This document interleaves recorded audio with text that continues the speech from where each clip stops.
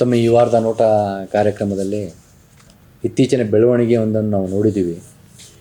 ಮೊನ್ನೆ 23/11/2024 ಸಂತ ಸಮಾವೇಶ ಅಂತ ಮಾಡಿದರು. ಅಂದರೆ ಈ ಮಠಾಧೀಶರೆಲ್ಲ ಸೇರಿ ಒಂದು ಸಮಾವೇಶ ಮಾಡಿ ಒಂದು ನಿರ್ಣಯಗಳು ತೊಗೊಂಡ್ರು.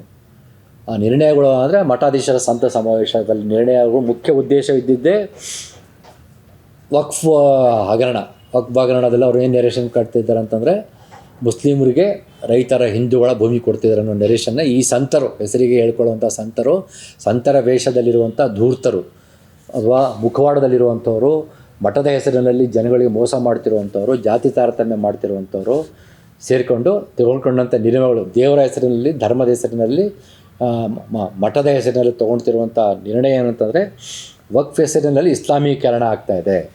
ಇವರಿಗೆ ಇದರ ಬಗ್ಗೆ ಯಾವುದೇ ಒಂದು ಮಾಹಿತಿಯೂ ಇಲ್ಲ, ಅದಕ್ಕೆ ದಾಖಲೆಗಳು ಇಲ್ಲ. ಅವರೇ ಓಲೈಸುವ, ಅವರೇ ಬೆಂಬಲಿಸುವ BJP ಪಕ್ಷನೇ ವಕ್ಫ್ ಆಸ್ತಿ ಕೊಡಬೇಕಂತ ಹೇಳ್ಬಿಟ್ಟು ರೈತರಿಗೆ 2,000 ನೋಟಿಸ್ ಕೊಟ್ಟಿದೆ ಅಂತೇಳಿ ಪ್ರಜಾವಾಣಿಯಲ್ಲಿ ಬರ್ತಾ ಇದೆ. ಆದರೆ ಇವರು ಕಾಂಗ್ರೆಸ್ ಪಕ್ಷವನ್ನು ಟಾರ್ಗೆಟ್ ಮಾಡ್ಕೊಂಡು ವಕ್ಫ್ ಹೆಸರಲ್ಲಿ ಇಸ್ಲಾಮೀಕರಣ, ವಕ್ಫಿಗೂ ಇಸ್ಲಾಮೀಕರಣಕ್ಕೂ ಸಂಬಂಧವೂ ಇಲ್ಲ. ಮತ್ತು ಇದು ಸಂಪೂರ್ಣವಾಗಿ ಸರ್ಕಾರದ ಒಂದು ಸರ್ಕಾರದ ಒಂದು ಚಟುವಟಿಕೆ ಇದು. ಏಕೆ ಇದಕ್ಕೂ ಮುಸ್ಲಿಮರಿಗೆ ಸಂಬಂಧನೇ ಇಲ್ಲ. ನೇರವಾಗಿ ಹೇಳ್ಬೇಕಂದ್ರೆ ಸರ್ಕಾರಕ್ಕೆ ಸಂಬಂಧಪಟ್ಟಂತೆ ವಕ್ಫ್ ಇಲಾಖೆ ಅವರಿಗೆ ನೋಟಿಸ್ ಕಳಿಸ್ತಾರೆ, ಅಲ್ಲಿಂದ ಪ್ರತ್ಯುತ್ತರ ಬರುತ್ತೆ, ಅದು ನಡೀತದೆ. ಮುಸ್ಲಿಮರಿಗೆ ಏನು ಸಂಬಂಧ ಇದೆ?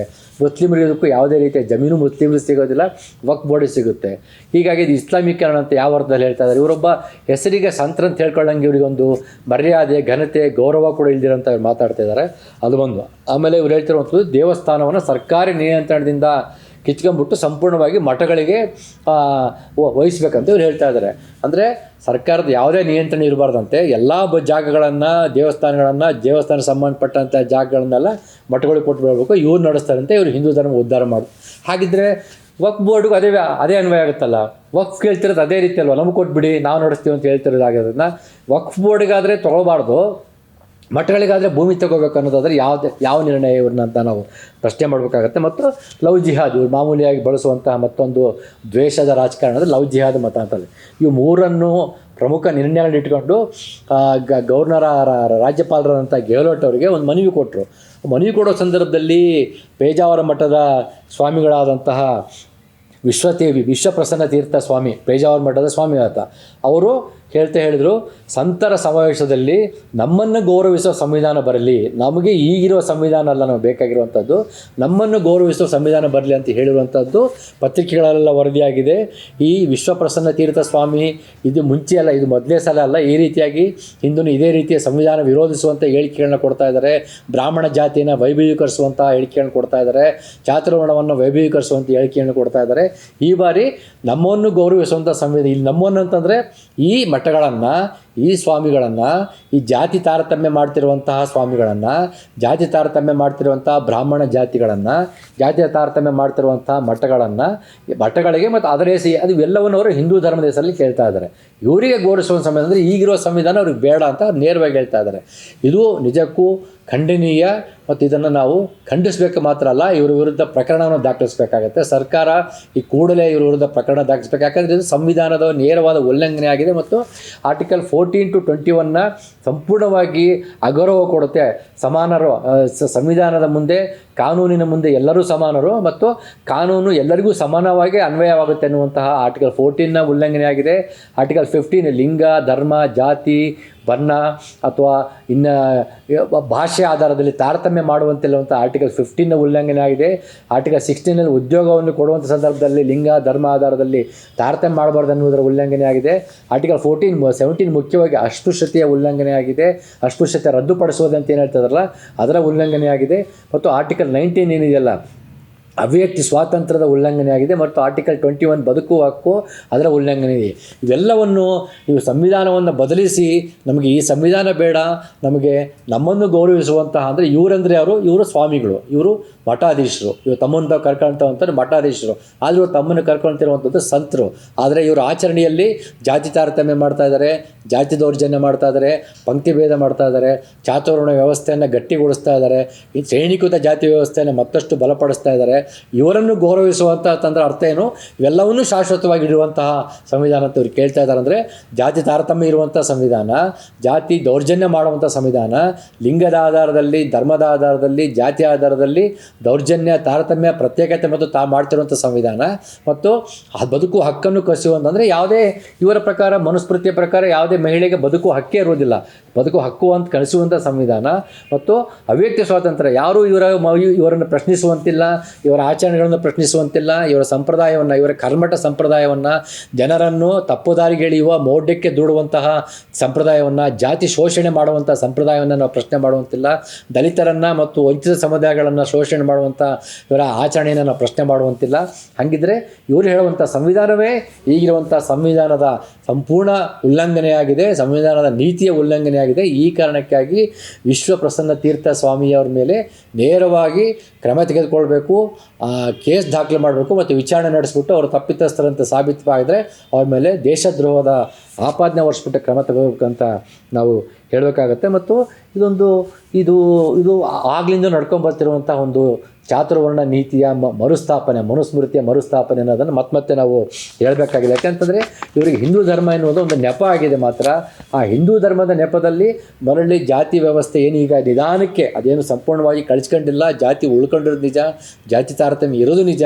ಆದರೆ ಈಗಿರುವ ಸಂವಿಧಾನದ ಕಾರಣದಿಂದ ಅದು ಶಿಕ್ಷೆ ಆಗುತ್ತೆ, ಕಾನೂನು ಬಾಹಿರ ಆಗುತ್ತೆ. 1989 ಅಟ್ರಾಸಿಟಿ ಆ್ಯಕ್ಟ್ ಪ್ರಕಾರ SC/ST ಮೇಲೆ ದೌರ್ಜನ್ಯ ಮಾಡಿದ್ರೆ ಆ ಕೂಡಲೇ ಬಂಧಿಸಬೇಕಾಗುತ್ತೆ. ಇದೇ ರೀತಿ ಈಗಾಗಲೇ ಹೇಳ್ದಂಗೆ ಆರ್ಟಿಕಲ್ 14 to 21 ಪ್ರಕಾರ ಸಮಾನತೆ ಮತ್ತು ಸ್ವಾತಂತ್ರ್ಯ ಮುಖ್ಯ ಆಗುತ್ತೆ. ಇವೆಲ್ಲವೂ ಇರುವ ಕಾರಣಕ್ಕೆ ಸಣ್ಣ ಮಟ್ಟದಲ್ಲಾದರೂ ಸ್ವಲ್ಪ ಅಲ್ಲೆಲ್ಲೋ ಮೌಢ್ಯವನ್ನು ಕಳಿಸುವಂತಹ, ಎಲ್ಲೋ ಜಾತಿ ಜವಾಬ್ದಾರಿಯನ್ನು ವಿರೋಧಿಸುವಂತಹ ಕನಿಷ್ಠ ಕಾನೂನಾತ್ಮಕವಾಗಿ ಕ್ರಮ ತೆಗೆದುಕೊಳ್ಳಬಹುದಾದಂಥ ವಾತಾವರಣ ಇರುವುದರಿಂದ ಇವರಿಗೆ ಈ ಸಂವಿಧಾನ, ಈ ವಾತಾವರಣ ಅಡ್ಡಿಯಾಗಿರುವುದನ್ನು ನಾವು ಅರ್ಥ ಮಾಡ್ಕೊಳ್ಬೇಕು. ಈ ಒಂದೇ ಕಾರಣಕ್ಕೋಸ್ಕರ ಇವರು ಸಂವಿಧಾನವನ್ನು ಬದಲಾಯಿಸಕ್ಕೆ ಹೇಳ್ತಾ ಇದ್ದಾರೆ ಮತ್ತು ಇವರನ್ನು ಗೌರವಿಸುವಂಥ ಸಂವಿಧಾನ ಬೇಕು ಅಂತ ಹೇಳ್ತಾ ಇದ್ದಾರೆ. ಈ ಕೂಡಲೇ ಮತ್ತೆ ನಾವು ಹೇಳ್ತಾ ಇರುವಂಥದ್ದು ನಾಗರಿಕ ಸಮಾಜದ ಪರವಾಗಿ ಮತ್ತು ಪ್ರಗತಿಪರ ಸಂಘಟನೆಗಳ ಪರವಾಗಿ ಹೇಳ್ತಾ ಇರುವಂಥದ್ದು, ಈ ವಿಶ್ವಪ್ರಸನ್ನ ತೀರ್ಥ ಸ್ವಾಮೀಜಿಗಳ ಮೇಲೆ ಕ್ರಮ ತೆಗೆದುಕೊಳ್ಬೇಕು, ವಿಚಾರಣೆ ನಡೆಸಬೇಕು, ಸುಮೋಟೋ ಪ್ರಕರಣ ದಾಖಲಿಸಲೇಬೇಕಾದ. ಯಾಕಂದರೆ ಇದು ಸಂವಿಧಾನ ವಿರೋಧಿ ಹೇಳಿಕೆ ಮತ್ತು ನ್ಯಾಯಾಂಗ ನಿಂದನೆ ಆಗುತ್ತೆ. ನ್ಯಾಯಾಂಗ ಮೊನ್ನೆ ತಾನೇ ಹೇಳ್ತಾ ಇದೆ ಅಭಿವ್ಯಕ್ತಿ ಸ್ವಾತಂತ್ರ್ಯ ಮುಖ್ಯ ಅಂತ ಸುಪ್ರೀಂ ಕೋರ್ಟ್ ತನ್ನ ಅನೇಕ ತೀರ್ಪುಗಳಲ್ಲಿ ಹೇಳಿದೆ. ಆರ್ಟಿಕಲ್ 21 ಉದಾಹರಿಸ್ಬಿಟ್ಟು, ಆರ್ಟಿಕಲ್ 19(1) ಉದಾಹರಿಸ್ಬಿಟ್ಟು ಪದೇ ತೀರ್ಪು ಕೊಡಬೇಕಾದ್ರೆ ಹೇಳಿದೆ ಅಭಿವ್ಯಕ್ತಿ ಸ್ವಾತಂತ್ರ್ಯ ಮುಖ್ಯ ಮತ್ತು ಬದುಕುವ ಹಕ್ಕು ಮುಖ್ಯ ಅಂತ ಹೇಳ್ತಾ ಇದೆ. ಅದು ಇವರು ಅದನ್ನೇ ಬದಲಿಸಬೇಕು, ನಮಗೆ ನಮ್ಮ ಸಂವಿಧಾನ ಕೊಡಿ ಅಂತ ಹೇಳ್ತಿರೋದು ಸುಪ್ರೀಂ ಕೋರ್ಟ್ನ ನ್ಯಾಯಾಂಗ ನಿಂದನೆ ಆಗೋದ್ರಿಂದ ಇವ್ರ ಮೇಲೆ ಪ್ರಕರಣವನ್ನು ದಾಖಲಿಸಿ ಕ್ರಮ ತೆಗೆದುಕೊಳ್ಬೇಕು. ಮತ್ತೊಮ್ಮೆ ಯಾವುದೇ ಸ್ವಾಮಿಗಳು ಧರ್ಮದ ಹೆಸರಿನಲ್ಲಿ ಈ ತರಹದ ಒಂದು ಬೇಜವಾಬ್ದಾರಿಯಾದಂತಹ ದೇಶದ್ರೋಹದ ಛಾಯೆ ಇರುವಂತಹ ಹೇಳಿಕೆಗಳನ್ನು ಕೊಡಬಾರ್ದಂತ ನಾವು ಹೇಳಬೇಕಾಗುತ್ತೆ. ಇದು ನಾವು ಆಗ್ರಹಿಸ್ತಾ ಇದ್ದೀವಿ ಮತ್ತು ಹಕ್ಕೊತ್ತಾಯ ಮಾಡ್ತಾ ಇದ್ದೀವಿ ಸರ್ಕಾರಕ್ಕೆ. ಈ ಕೂಡಲೇ ಕ್ರಮ ತೆಗೆದುಕೊಳ್ಬೇಕು. ಇದನ್ನು ಲಘುವಾಗಿ ಪರಿಗಣಿಸುವಂತಿಲ್ಲ, ಗಂಭೀರವಾಗಿ ಪರಿಗಣಿಸಬೇಕಾಗತ್ತೆ. ಮತ್ತು ಈ ಬ್ರಾಹ್ಮಣ ಸಮಾಜದವರು ಕೂಡ ಇದ್ರ ಬಗ್ಗೆ ಎಚ್ಚೆತ್ಕೊಂಡು ಮಾತನಾಡಬೇಕಾಗತ್ತೆ. ಯಾಕಂದರೆ ಅವರು ತಾವು ನಾಗರಿಕ ಸಮಾಜಕ್ಕೆ ಬದ್ಧರಾಗಿದ್ದರೆ ಅವರು ಈ ಸ್ವಾಮಿಯ ಹೇಳಿಕೆಯನ್ನು ಖಂಡಿಸಬೇಕಾಗತ್ತೆ. ಮತ್ತು ಇದೊಂದು ಬ್ರಾಹ್ಮಣಶಾಹಿಯ ಒಂದು ಪುನರುತ್ಥಾನವಾದ ಪರಿಕಲ್ಪನೆ ಇದು. ಅದನ್ನು ಹೇಗಾದರೂ ಮಾಡಿ ಮರಳಿ ಬ್ರಾಹ್ಮಣಶಾಹಿಯನ್ನು ತರಬೇಕನ್ನುವ ಈ ಉದ್ದೇಶವೇ ಇಲ್ಲಿ ಮತ್ತೆ ಕಂಡು ಬರ್ತಿರೋದ್ರಿಂದ ಇಲ್ಲಿ ಸಂವಿಧಾನ ಅಡ್ಡಿ ಆಗ್ತಾ ಇದೆ ತನ್ನದೇ ರೀತಿಯಲ್ಲಿ. ಈ ಕಾರಣಕ್ಕೆ ಹೇಳ್ತಾ ಇದ್ದೀವಿ. ಇದು ಮೊದಲನೇ ಭಾಗ. ಆದರೆ ಇನ್ನು ಇವರಿಗೆ ಈ ರೀತಿ ಮಾತನಾಡಲಿಕ್ಕೆ ಯಾಕೆ ಸ್ವೇಚ್ಛಾಚಾರ ಸಿಕ್ಕಿದೆ, ಯಾಕೆ ಇವರು ಇಷ್ಟು ಸ್ವೇಚ್ಛಾಚಾರದಿಂದ ಯಾವುದೇ ಕಾನೂನಿನ ಭಯವಿಲ್ಲದೆ ಸಂವಿಧಾನದ ಉಲ್ಲಂಘನೆ ಆಗುತ್ತೆ ಅನ್ನುವಂಥ ಭಯವಿಲ್ಲದೆ ಯಾಕೆ ಮಾತಾಡ್ತಾ ಇದ್ದಾರೆ ಅಂತಂದರೆ ಇವರಿಗೆ ಸಿಗುತ್ತಿರುವಂಥ ಗೌರವ ಸಮಾಜದಲ್ಲಿ ಮಾತ್ರ ಅಲ್ಲ, ರಾಜಕಾರಣಿಗಳು ಮತ್ತು ನ್ಯಾಯಾಂಗದಿಂದ ಇವರಿಗೆ ಸಿಗುತ್ತಿರುವಂಥ ಗೌರವ ಕೂಡ ಇಲ್ಲಿ ಭಾಳ ಮುಖ್ಯ ಆಗುತ್ತೆ. ಯಾಕೆಂತಂದರೆ ನಾವು ಮೊನ್ನೆ ತಾನೇ ಸುಪ್ರೀಂ ಕೋರ್ಟ್ ತೀರ್ಪು ಕೊಟ್ಟಿದೆ. ಪ್ರಿಯಾಂಬಲಲ್ಲಿ ಸಂವಿಧಾನದ ಪ್ರಿಯಾಂಬಲಲ್ಲಿ ಸಮಾಜವಾದ ಮತ್ತು ಜಾತ್ಯತೀತದ ಸೆಕ್ಯುಲರಿಸಮ್ ಅಂತ ಸೇರಿಸಿರುವುದನ್ನು ಅದು ಎತ್ತಿ ಹಿಡಿದಿದೆ. ಅದು ಮುಖ್ಯ, ಅದನ್ನು ಇರಲೇಬೇಕಂತ ಎತ್ತಿ ಹಿಡಿದ ಮೇಲೆ ಅವರೇ ಈ ಜಾತ್ಯತೀತದ ಸೆಕ್ಯುಲರಿಸಮ್ ಮತ್ತು ಸಮಾಜವಾದಕ್ಕೆ ಪುರಸ್ಕರಿಸಿದ್ದಾರೆ. ಆದರೆ ಆ ಸೆಕ್ಯುಲರಿಸಮ್ನ ಮುಖ್ಯ ನೀತಿಯಾದಂಥ ಧರ್ಮನಿರಪೇಕ್ಷತೆ, ಅಂದರೆ ಮತ್ತೊಂದು ಧರ್ಮದ ಜೊತೆಗೆ ಅಥವಾ ಯಾವುದೇ ಧಾರ್ಮಿಕ ಸಂಗತಿಗೆ ಸಂಬಂಧಪಟ್ಟಂತೆ ಲೆಜಿಸ್ಲೇಟಿವ್ ಶಾಸಕಾಂಗ, ಎಕ್ಸಿಕ್ಯೂಟಿವ್ ಕಾರ್ಯಾಂಗ ಮತ್ತು ಜುಡಿಷರಿ ನ್ಯಾಯಾಂಗ ಸಂಪೂರ್ಣವಾಗಿ ದೂರ ನಿಲ್ಲಬೇಕಾಗತ್ತೆ, ಪ್ರತ್ಯೇಕವಾಗಿರ್ಬೇಕಾಗತ್ತೆ. ಯಾವುದೇ ಸಂದರ್ಭದಲ್ಲಿಯೂ ಧಾರ್ಮಿಕತೆ ಒಳಗಡೆಗೆ ಪ್ರವೇಶ ಮಾಡುವಂತಿಲ್ಲ. ಸಾರ್ವಜನಿಕವಾಗಿ, ಖಾಸಗಿಯಾಗಿ ಅವರು ಎಲ್ಲಾದರೂ ಹೋಗ್ಬೋದು, ಅದು ಸಾರ್ವಜನಿಕವಾಗಿ ಯಾವುದೇ ಧಾರ್ಮಿಕ ಸಮಾರಂಭಗಳಲ್ಲಿ ಭಾಗವಹಿಸಂತಿಲ್ಲ. ಮಠಗಳ ಜೊತೆಗೆ ಅಂತರ ಕಾಯ್ದುಕೊಳ್ಬೇಕು, ಎಲ್ಲ ಬಗೆಯ ಧಾರ್ಮಿಕ ಸಂಘಟನೆಗಳ ಜೊತೆಗೆ ಅಂತರ ಕಾಯ್ದುಕೊಳ್ಬೇಕು, ಅವರ ಜೊತೆಗೆ ವೇದಿಕೆ ಹಂಚಿಕೊಳ್ಳುವಂತಿಲ್ಲ. ಇದು ಸೆಕ್ಯುಲರಿಸಮ್ನ ಮೊದಲ ಪಾಠ, ಇದು ಪ್ರಾಥಮಿಕ ಪಾಠ. ಇದನ್ನು ನ್ಯಾಯಾಂಗ ಪಾಲಿಸಬೇಕಾಗತ್ತೆ, ಕಾರ್ಯಾಂಗ ಜುಡಿಷರಿ ಮತ್ತು ಕಾರ್ಯಾಂಗ ಎಕ್ಸಿಕ್ಯೂಟಿವ್ ಪಾಲಿಸಬೇಕಾಗತ್ತೆ ಮತ್ತು ಶಾಸಕಾಂಗ ಲೆಜಿಸ್ಲೇಟಿವ್ ಪಾಲಿಸಬೇಕಾಗತ್ತೆ. ಆದರೆ ಇವರು ಮೂವರು ಇದನ್ನು ಇಲ್ದಿರೋದ್ರಿಂದ ಶಾಸಕಾಂಗವಂತೂ ಸಂಪೂರ್ಣವಾಗಿ ಧರ್ಮದ ಆಧಾರದಲ್ಲೇ ರಾಜಕಾರಣ ಮಾಡ್ತಾ ಇದೆ, ಧರ್ಮವನ್ನು ಬಳಸ್ಕೊಂಡು ರಾಜಕಾರಣ ಮಾಡ್ತಾ ಇದ್ದಾರೆ. ಪ್ರತಿಯೊಂದು ಸರ್ಕಾರದ ಕಾರ್ಯಕ್ರಮಕ್ಕೆ ಧಾರ್ಮಿಕ ಸ್ವಾಮಿಗಳನ್ನು, ಧಾರ್ಮಿಕ ವ್ಯಕ್ತಿಗಳನ್ನ ಕರೆಸ್ಬಿಟ್ಟು ಉದ್ಘಾಟನೆ ಮಾಡಿಸ್ತಾ ಇದ್ದಾರೆ. ಆ ಮಠಗಳಿಗೆ ಅನುದಾನಗಳು ಕೊಡ್ತಾ ಇದ್ದಾರೆ. ಸರ್ಕಾರದ ಜನರ ದುಡ್ಡಿಂದ, ಎಲ್ಲ ಜಾತಿಯ ಎಲ್ಲ ಧರ್ಮದ ಜನರ ದುಡ್ಡಿಂದ ಹೋಗ್ಬಿಟ್ಟು ನಿರ್ದಿಷ್ಟ ಜಾತಿಯ ನಿರ್ದಿಷ್ಟ ಧರ್ಮದ ಮಠಗಳಿಗೆ ದುಡ್ಡು ಕೊಡ್ತಾ ಇದ್ದಾರೆ. ಆ ಮಠಗಳ ಕಾರ್ಯಕ್ರಮಗಳಲ್ಲಿ ಭಾಗವಹಿಸ್ತಾ ಇದ್ದಾರೆ, ಆ ಮಠಗಳನ್ನು ಓಲೈಸ್ತಾ ಇದ್ದಾರೆ. ಹೀಗಾಗಿ ಶಾಸಕಾಂಗ ಸಂಪೂರ್ಣವಾಗಿ ಧಾರ್ಮಿಕ ವ್ಯಕ್ತಿಗಳ ಜೊತೆಗೆ ಮಠಗಳ ಜೊತೆಗೆ ಬೆರೆತು ಹೋಗ್ಬಿಟ್ಟಿದೆ. ಅಲ್ಲಿ ಸೆಕ್ಯುಲರಿಸಮ್ ಸಂಪೂರ್ಣವಾಗಿ ಸೋತು ಹೋಗಿದೆ. ಇನ್ನು ನ್ಯಾಯಾಂಗ ಅದು ಸಹ ಪ್ರಶ್ನಾತೀತವಾಗಿರಬೇಕಾಗಿತ್ತು. ಇದಕ್ಕೆ ಜೂಲಿಯಸ್ ಸೀಜರ್ಸ್ ವೈಫ್ಶಿಪ್ ಬಿಯಾಂಡ್ ಸಸ್ಪಿಷನ್ ಅಂತ ಹಿಂಗೆ ಹೇಳ್ತೀವಿ. ಅದೇ ರೀತಿ ಜುಡಿಷಿಯರಿ ಮತ್ತು ಜಡ್ಜಸ್ಸು, ನ್ಯಾಯಮೂರ್ತಿಗಳು ಬಿಯಾಂಡ್ ಸಸ್ಪಿಷನ್ ಆಗಿರಬೇಕಾಗಿತ್ತು.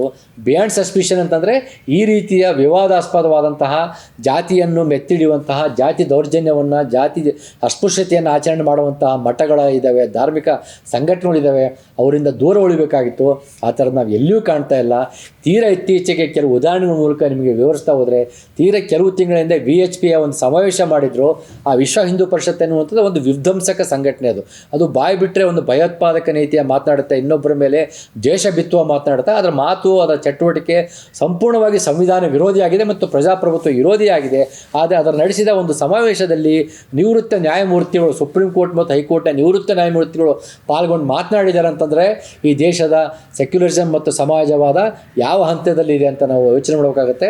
ಮತ್ತು ಕೆಲವು ನ್ಯಾಯಮೂರ್ತಿಗಳು ಹೇಗೆ ಈ ಮಠಗಳ ಜೊತೆಗೆ ಹೋಗ್ತಾರೆ, ಮಠಗಳಿಗೆ ಹೋಗ್ಬಿಟ್ಟು ಸ್ವಾಮಿಗಳ ಆಶೀರ್ವಾದ ತೊಗೊತಾರೆ, ಅವ್ರಿಗೆ ನಮಸ್ಕಾರ ಮಾಡ್ತಾರೆ ಎನ್ನುವುದನ್ನು ನಾವು ಕೆಲವು ಉದಾಹರಣೆ ಮೂಲಕ ಹೇಳೋದಾದರೆ, 17ನೇ ತಾರೀಕು ನವಂಬರ್ 2024 ಇದೇ ತಿಂಗಳ 17ನೇ ತಾರೀಕು ನವಂಬರ್ 24 ಉಡುಪಿ ನ್ಯಾಯಾಲಯ ಮತ್ತು ವಕೀಲರ ಸಂಘದ 125ನೇ ವರ್ಷದ ಶತಮಾನೋತ್ಸವೋತ್ತರ ರಜತ ಮಹೋತ್ಸವ ಸಮಾರಂಭದಲ್ಲಿ ಸುಪ್ರೀಂ ಕೋರ್ಟ್ನ ನ್ಯಾಯಮೂರ್ತಿಗಳಾದಂಥ ಅರವಿಂದ್ ಕುಮಾರ್ ಅವರು, ಹೈಕೋರ್ಟ್ನ ಚೀಫ್ ಜಸ್ಟಿಸ್ ಆದಂಥ ಅಂಜಾರಿ ಅವರು, MJ ಉಮಾ ಅವರು, ಹೈಕೋರ್ಟ್ನ ನ್ಯಾಯಮೂರ್ತಿಗಳು ರಾಮಚಂದ್ರ ರೆಡ್ಡಿ ಉದ್ದಾರ್ ಅವರು, ವೆಂಕಟೇಶ್ ನಾಯಕ್ ಅವರು ಮತ್ತು ಅಡ್ವೊಕೇಟ್ ಜನರಲ್ ಶಶಿಕಿರಣ್ ಇವರೆಲ್ಲರೂ ಹೋಗ್ಬಿಟ್ಟು ಉಡುಪಿಯ ಪರ್ಯಾಯ ಮಠ, ಉಡುಪಿಯ ಕೃಷ್ಣ ಮಠದಲ್ಲಿ ಒಂದು ಮಠವಾದಂಥ ಪುತ್ತಿಗೆ ಶ್ರೀ ಸುಗುಣೇಂದ್ರ ತೀರ್ಥ ಸ್ವಾಮಿಗಳ ಜೊತೆಗೆ ಅವ್ರ ಮಠಕ್ಕೆ ಹೋಗಿದ್ದಾರೆ. ಸುಗುಣೇಂದ್ರ ತೀರ್ಥ ಸ್ವಾಮಿ, ಪುತ್ತಿಗೆ ಮಠದ ಸ್ವಾಮಿಗಳಾದಂಥ ಸುಗುಣೇಂದ್ರ ತೀರ್ಥ ಸ್ವಾಮಿಗಳ ಮಠಕ್ಕೆ ಹೋಗಿದ್ದಾರೆ. ಅವರಿಗೆ ನಮಸ್ಕಾರ ಮಾಡಿದ್ದಾರೆ. ಅವ್ರ ಹತ್ರ ಮಂತ್ರಾಕ್ಷತೆ, ಕೋಟಿ ಗೀತಲೇಖನ ಯಜ್ಞ ದೀಕ್ಷಾ ತೊಗೊಂಡಿದ್ದಾರೆ ಅನ್ನುವಂಥ ಪತ್ರಿಕೆಗಳಲ್ಲಿ ವರದಿಯಾಗಿದೆ. ಎಲ್ಲ ನ್ಯಾಯಮೂರ್ತಿಗಳು ಹೋಗ್ಬಿಟ್ಟು ಮಠಕ್ಕೆ ಹೋಗ್ಬಿಟ್ಟು ಮಠದ ನಿಯಮಗಳಂತೆ ವಸ್ತ್ರ ಬದಲಾವಣೆ ಮಾಡಿಕೊಂಡು ಸ್ವಾಮಿಗಳಿಗೆ ಕೈ ಮುಗಿತಾ ಇದ್ದಾರೆ, ಕಾಲಿಗೆ ಬೀಳ್ತಾ ಇದ್ದಾರೆ, ನಮಸ್ಕಾರ ಬೀಳ್ತಾ ಇದ್ದಾರೆ. ಅವ್ರು ಕೊಟ್ಟಂಥ ಮಂತ್ರಾಕ್ಷತೆಯನ್ನು ಮತ್ತು ಕೋಟಿ ಗತಲೇಖನ ಯಜ್ಞ ದೀಕ್ಷೆ ಇದೊಂದು ಮೌಢ್ಯ ಅಂತ ಹೇಳಬೇಕಾಗುತ್ತೆ. ಸಂವಿಧಾನ ಹೇಳುತ್ತೆ ಮೌಢ್ಯವನ್ನು ಪರಿಪಾಲಿಸ್ಬೋದು ಅಂತ ಹೇಳುತ್ತೆ. ಆದರೆ ಕೋಟಿ ಲೇಖನ ಯಜ್ಞ ಅನ್ನೋದಂಥದ್ದು ಏನು ಅಂತ ನ್ಯಾಯಮೂರ್ತಿಗಳಿಗೆ ಕೇಳಬೇಕಾಗಿತ್ತು. ಅವರು ಯಾರಾದರೂ ನ್ಯಾಯದಲ್ಲಿ ಪ್ರಶ್ನೆ ಮಾಡಿದರೆ ಅವ್ರು ಪ್ರಶ್ನಿಸಬೇಕಾಗಿತ್ತು ಮಠಗಳನ್ನ, ಏನಿದು ಈ ಥರ ನೀವು ಕೇಳ್ತಾ ಇದ್ದಾರೆ ಅಂತ. ಆದರೆ ಇವರೇ ಹೋಗ್ಬಿಟ್ಟು ಆ ದೀಕ್ಷೆ ತೊಗೊಂಡಿದ್ದಾರೆ, ಮಂತ್ರ ದೀಕ್ಷೆ ತೊಗೊಂಡಿದ್ದಾರೆ, ಮಂತ್ರಾಕ್ಷತೆ ತೊಗೊಂಡಿದ್ದಾರೆ ಮತ್ತು ಪುತ್ತಿಗೆ ಸುಗುಣೇಂದ್ರ ತೀರ್ಥ ಸ್ವಾಮಿಗಳಿಗೆ ನಮಸ್ಕಾರ ಮಾಡಿಬಿಟ್ಟು ಅದರಲ್ಲಿ ಭಾಗವಹಿಸಿದರೆ ಕಾರ್ಯಕ್ರಮದಲ್ಲಿ ಅಂತಂದರೆ ನಾವು ಯಾವ ರೀತಿಯ ಒಂದು ಸೆಕ್ಯುಲರಿಸಮ್ನ ನಿರೀಕ್ಷೆ ಮಾಡ್ತಾ ಇದ್ದೀವಿ. ನ್ಯಾಯಾಂಗವೇ ಹೋಗಿ ಮಠದ ಕಾಲುಗಳಿಗೆ ಬಿದ್ದರೆ ನಾವು ಈ ಸ್ವಾಮಿಗಳಿಂದ ಮತ್ತೆ ಯಾವ ರೀತಿ ನಿರೀಕ್ಷೆ ಮಾಡೋಕ್ಕೆ ಸಾಧ್ಯ? ಇವರು ಮತ್ತಷ್ಟು ಸಂವಿಧಾನ ವಿರೋಧಿ ಹೇಳಿಕೆಯನ್ನು, ದೇಶದ್ರೋಹದ ಹೇಳಿಕೆಯನ್ನು ಕೊಡ್ತಾ ಹೋಗ್ತಾರೆ. ಯಾಕಂದರೆ ನ್ಯಾಯಾಂಗವೇ ಅವರ ಮಠದ ಬಾಗಿಲಿಗೆ ಬಂದು ನಮಸ್ಕಾರ ಮಾಡ್ತಿರ್ಬೇಕಾದ್ರೆ ಅವರಿಗೆ ಯಾವುದೇ ರೀತಿಯ ಕಾನೂನು ಭಯ ಇರಲಿಕ್ಕೆ ಸಾಧ್ಯವೇ ಇಲ್ಲ ಅಂತ ಹೇಳ್ಬೇಕಾಗತ್ತೆ. ಇನ್ನು ಅಕ್ಟೋಬರ್ 2013 ಮೂಡುಬಿದಿರೆ ಕ್ಷೇತ್ರಕ್ಕೆ, ಮೂಡುಬಿದಿರೆ ಧಾರ್ಮಿಕ ಕ್ಷೇತ್ರಕ್ಕೆ ಪಟ್ನಾ ಹೈಕೋರ್ಟ್ನ ನ್ಯಾಯಮೂರ್ತಿಗಳಾದಂಥ ರವಿರಾಯ್ ಅವರು ಭೇಟಿ ಕೊಟ್ಟಿದ್ದನ್ನು ಒಂದು ಉದಾಹರಣೆಗೆ ನಿಮ್ಗೆ ಹೇಳ್ತಾ ಇದ್ದೀನಿ.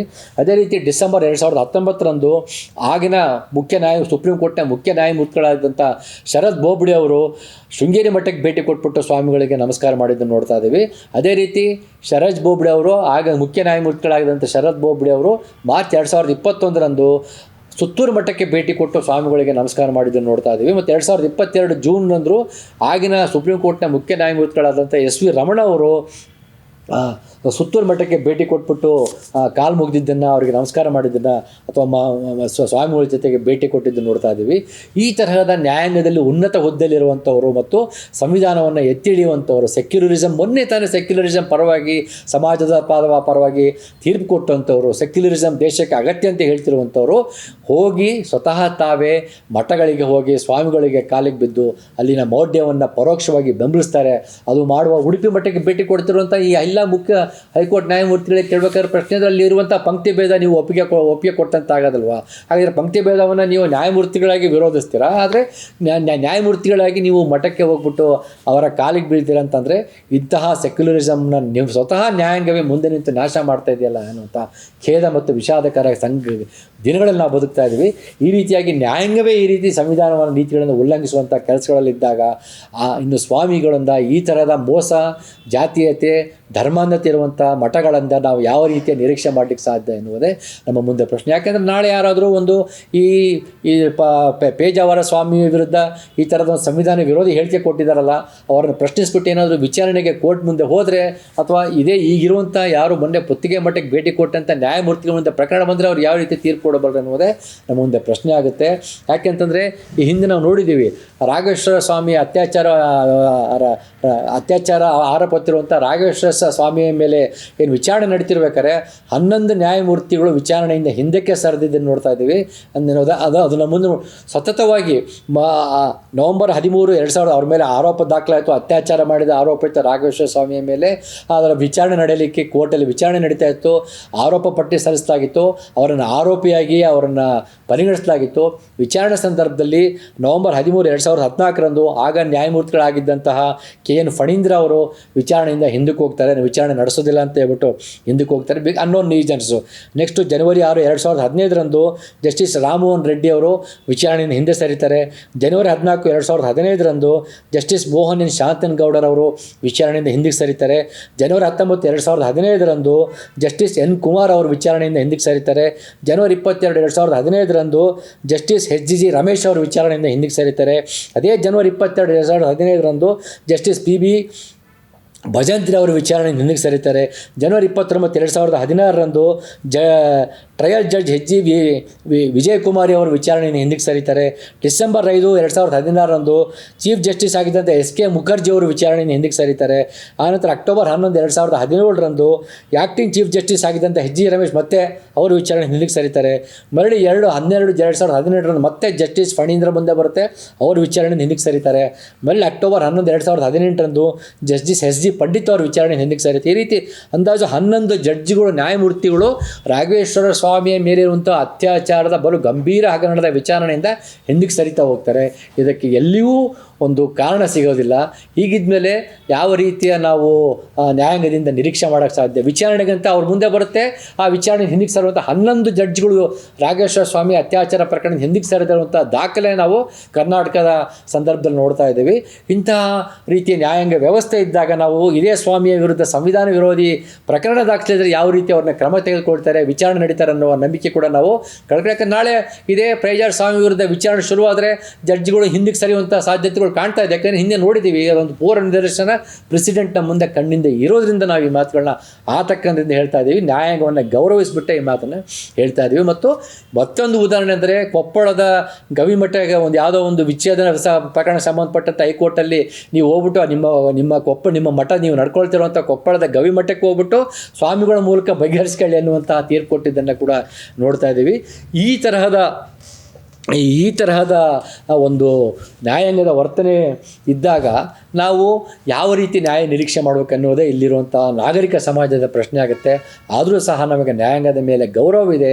ನ್ಯಾಯಾಂಗ ಈ ಕೂಡಲೇ ಈ ಪೇಜಾವರ ಸ್ವಾಮಿಯ ವಿರುದ್ಧ ಸುಮೋಟೋ ಪ್ರಕರಣ ದಾಖಲಿಸಿಕೊಂಡು ಇವರು ಸಂವಿಧಾನಕ್ಕೆ ಬಗದಂತಹ ಅಪಚಾರವನ್ನು ಗಂಭೀರವಾಗಿ ಪರಿಗಣಿಸಿ ವಿಚಾರಣೆ ನಡೆಸಿ ತಪ್ಪಿತಸ್ಥರ ಸಾಬೀತಾದರೆ ಶಿಕ್ಷೆ ವಿಧಿಸುವಂತಹ ಕ್ರಮ ತೆಗೆದುಕೊಳ್ಬೇಕಾಗತ್ತೆ.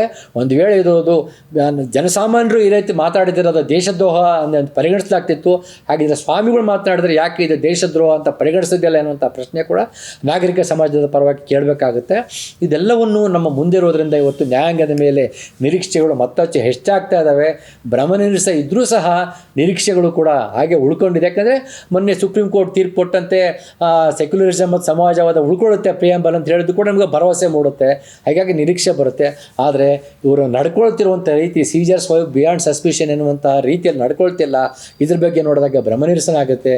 ಎಲ್ಲ ಹಿನ್ನೆಲೆಯಲ್ಲಿ ನಾವು ಮತ್ತೆ ನ್ಯಾಯಾಂಗದಿಂದ ಕೇಳ್ಕೊತಾ ಇರೋವಂಥದ್ದು, ಯಾರೇ ಸಂವಿಧಾನ ವಿರೋಧಿಯಾಗಿ ಮಾತನಾಡಿದ್ರೆ, ಸಂವಿಧಾನಕ್ಕೆ ಅಪಚಾರ ಬಗೆದ್ರೆ, ಪ್ರಜಾಪ್ರಭುತ್ವಕ್ಕೆ ನಾಶಕ್ಕೆ ಮುಂದಾದರೆ ಅವ್ರ ಮೇಲೆ ಸುಮೋಟೋ ಪ್ರಕರಣ ದಾಖಲಿಸ್ಕೊಂಡು ಈಗ ಕ್ರಮ ತೆಗೆದುಕೊಳ್ಬೇಕಂತ ನಾವು ಮತ್ತೊಮ್ಮೆ ಕೇಳ್ಕೊತ, ಒಂದು ಸರ್ಕಾರದ ಜವಾಬ್ದಾರಿ. ಸರ್ಕಾರ ಸಂವಿಧಾನವನ್ನು ರಕ್ಷಣೆ ಮಾಡ್ತೀವಿ ಅಂತ ಹೇಳ್ಬಿಟ್ಟು ಪ್ರಮಾಣ ವಚನ ತೊಗೊತಾರೆ ಶಾಸಕರು ಮತ್ತು ಮಂತ್ರಿಗಳು ಮತ್ತು ಮುಖ್ಯಮಂತ್ರಿಗಳು. ನಾವು ಸಂವಿಧಾನವನ್ನು ರಕ್ಷಿಸ್ತೀವಿ, ಪ್ರಜಾಪ್ರಭುತ್ವವನ್ನು ರಕ್ಷಿಸ್ತೀವಿ ಅಂತ ಹೇಳ್ಬಿಟ್ಟು ಪ್ರಮಾಣ ವಚನ ತೊಗೊತಾರೆ. ಆದರೆ ಸ್ವಾಮಿಗಳೇ ಈ ರೀತಿ ಮಾತನಾಡಿದರೆ, ಸಂವಿಧಾನ ವಿರೋಧಕ್ಕೆ ಹೇಳಿಕೆ ಕೊಟ್ಟರೆ ಯಾತಕ್ಕೆ ಅವ್ರ ವಿರುದ್ಧ ಕ್ರಮ ತೆಗೆದುಕೊಳ್ಳಲ್ಲ ಅಂತ ನಾವು ಈಗಿರುವಂಥ ಕಾಂಗ್ರೆಸ್ ಸರ್ಕಾರವನ್ನು ಕೂಡ ನಾವು ಕೇಳ್ತಾ ಇದ್ದೀವಿ. ಕೂಡಲೇ ಕರ್ನಾಟಕದ ಕಾಂಗ್ರೆಸ್ ಸರ್ಕಾರ ಈ ಪೇಜಾವರ ಸ್ವಾಮಿಗಳ ವಿರುದ್ಧ ಕ್ರಮ ತೆಗೆದುಕೊಳ್ಬೇಕಾಗತ್ತೆ, ಅವರ ಮೇಲೆ ಸುಮೋಟೋ ಪ್ರಕರಣ ದಾಖಲಿಸಬೇಕಾಗತ್ತೆ. ಅದೇ ರೀತಿ ಮೊನ್ನೆ ಒಕ್ಕಲಿಗ ಮಠದ ಚಂದ್ರಶೇಖರ ಸ್ವಾಮಿಗಳು ಅತ್ಯಂತ ಗಂಭೀರವಾಗಿ, ಅತ್ಯಂತ ಘನತೆ ಮೀರಿ ಪ್ರಜಾಪ್ರಭುತ್ವ ವಿರೋಧಿ ಮಾತನಾಡಿದರೆ ಮುಸ್ಲಿಮರಿಂದ ಮತದಾನದ ಹಕ್ಕನ್ನು ಕಸಿದುಕೊಳ್ಬೇಕಂತ ಅನ್ನುವಂಥ ಹೇಳಿಕೆ ಕೊಟ್ಟಿದ್ದ ವಿಡಿಯೋ ಎಲ್ಲ ಕಡೆಗೂ ನೋಡಿದ್ದೀವಿ. ಆನಂತರ ಸಾಕಷ್ಟು ಟೀಕೆ ವ್ಯಕ್ತವಾದ ನಂತರ ಅವರು ಅದನ್ನು ಹಿಂದಕ್ಕೆ ತೆಗೆದುಬಿಟ್ಟು, ನಾನು ಮಾತಿನ ಬರದಲ್ಲಿ ಮಾತನಾಡಿದೆ, ತಪ್ಪಾದರೆ ಕ್ಷಮಿಸಿ ಅಂತ ಹೇಳ್ತಾ ಇದ್ದಾರೆ. ಅವರು ಅರ್ಧ ಗಂಟೆನೋ 15 ನಿಮಿಷ ಮೇಲೆ ಮಾಲ್ಪೆಟ್ಟು ಮಾತಾಡಿದ್ದಾರೆ. ಅಲ್ಲಿ ವಫ್ ಖಾತೆ ಬಗ್ಗೆ ಮಾತಾಡಿದ್ದಾರೆ, ವಫ್ ಹಗರಣ ಬಗ್ಗೆ ಮಾತಾಡಿದ್ದಾರೆ, ಹಿಂದೂ ಧರ್ಮದ ಬಗ್ಗೆ ಮಾತಾಡಿದ್ದಾರೆ. ಅವೆಲ್ಲವನ್ನೂ ಅವರು ಮಾತಿನ ಬರದಲ್ಲಿ ಮಾತನಾಡಿದ್ದಾರೆ ಅನ್ನುವಂಥ ಪ್ರಶ್ನೆ ಮಾಡೋಕ್ಕಾಗತ್ತೆ. ಅವರು ಮುಸ್ಲಿಮರನ್ನು ಮತದಾನ ಹಕ್ಕನ್ನು ಕಸ್ಕೊಳ್ಬೇಕಂತ ಹೇಳಿದ್ದು ಮಾತಿನ ಬರದಲ್ಲಿ ಅಲ್ವೇ ಅಲ್ಲ, ಉದ್ದೇಶಪೂರ್ವಕವಾಗಿ ಹೇಳಿದ್ದಾರೆ. ಆದರೆ ಟೀಕೆ ಮತ್ತು ಟೀಕೆಗಳು ವ್ಯಕ್ತವಾದಾಗ, ಅವ್ರ ವಿರುದ್ಧ ತೀಕ್ಷ್ಣವಾದ ಟೀಕೆ ಬಂದಾಗ ಎಚ್ಚೆತ್ಕೊಂಡವರು ಅವ್ರ ಅಂತ ಕಾಣಿಸುತ್ತೆ, ನಾಟಕ ಆಡ್ತಿದ್ದಾರೆ ಅನ್ನುವಂಥ ಅನ್ನಿಸ್ತದೆ. ಅವರ ವಿರುದ್ಧ ನಾವು ಕ್ರಮ ತೆಗೆದುಕೊಳ್ಬೇಕಂತ ಹೇಳ್ತಾ ಇದ್ದೀವಿ. ಮತ್ತು ಇದು ಇಲ್ಲಿಗೆ ನಿಲ್ಲಬೇಕಾಗುತ್ತೆ. ಈ ತರಹದ ಒಂದು ಸಂವಿಧಾನ ವಿರೋಧಿ ಹೇಳಿಕೆಗಳು ನಿಲ್ಲಬೇಕಾಗುತ್ತೆ. ನೀವು ಸ್ವಾಮಿಗಳ ಮೇಲೆ, ಮಠದ ಸ್ವಾಮಿಗಳ ಮೇಲೆ ಅವರ ಸಂವಿಧಾನವನ್ನು ವಿರೋಧಿಸುವಂತಹ ಜಾತಿ ದೌರ್ಜನ್ಯವನ್ನು ಸಮರ್ಥಿಸುವಂಥ ಹೇಳಿಕೆ ಕೊಟ್ಟಾಗ ಕ್ರಮ ತೆಗೆದುಕೊಳ್ಳದೆ ಹೋದರೆ ನಾಗರಿಕರಿಗೆ ನೀವು ಯಾವ ರೀತಿಯಾದಂಥ ಸಂದೇಶ ತಲುಪ್ತೀರಿ ಅಂತ ನಾವು ಪ್ರಶ್ನೆ ಮಾಡಬೇಕಾಗತ್ತೆ. ಇದನ್ನು ಈ ಕೂಡಲೇ ಜಾರಿಗೊಳ್ಳುವಂತೆ ಅವ್ರ ಮೇಲೆ ಕ್ರಮ ತೆಗೆದುಕೊಳ್ಳುವಂತ ನಾವು ಈ ಮೂಲಕ ಕೇಳ್ಕೊಳ್ಳೋಕೆ ಇಷ್ಟಪಡ್ತೀವಿ. ನಮಸ್ಕಾರ.